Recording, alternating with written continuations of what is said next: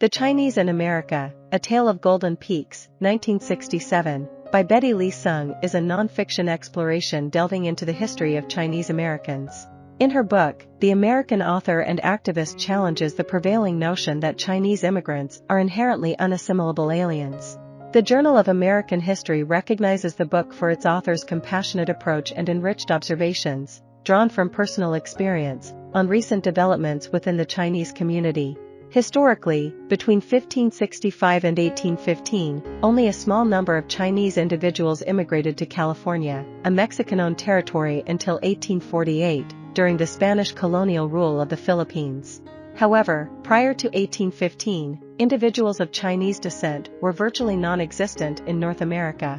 The first notable wave of Chinese immigrants occurred as the United States initiated maritime trade with China, with many being sailors. The arrival of the first recorded Chinese woman immigrant, Afeng Moi, took place in 1834, brought to the U.S. as an exhibit known as the Chinese Lady by traveling traders. Between 1848 and 1852, the Chinese American population surged from 325 to 25,000, reaching over 300,000 by 1880. Various factors contributed to this increase, including participation in the California Gold Rush, employment opportunities in building the First Transcontinental Railroad, and labor demands on southern plantations after the Civil War and the abolition of slavery.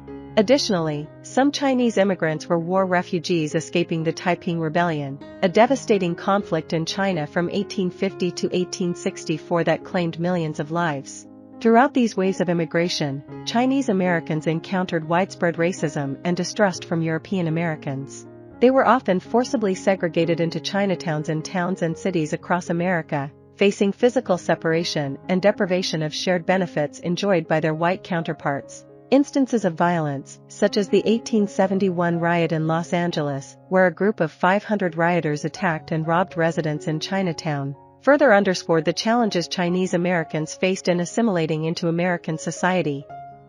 Between 17 and 20 Chinese immigrants were swiftly executed, many having already been shot by rioters. In 1885, white coal miners in Rock Springs, Wyoming massacred their Chinese counterparts for accepting lower wages. Over a span of 17 hours, rioters killed 28 Chinese Americans, injured 15, and razed 78 homes. State and federal governments also targeted Chinese Americans. In 1850, California enacted the foreign miners' tax, imposing a steep $20 monthly fee on immigrant miners, predominantly from China and Mexico. By 1879, Chinese residents, constituting 1/6 of California's population, faced further discrimination. The state's new constitution barred them from working for corporations or government offices. In 1882, President Chester A. Arthur signed the Chinese Exclusion Act, halting all Chinese immigration for a decade. The Geary Act of 1902 made the ban permanent until its repeal in 1943. During the exclusion era, Chinese communities concentrated in Chinatowns across the U.S., where some engaged in activities like opium and prostitution.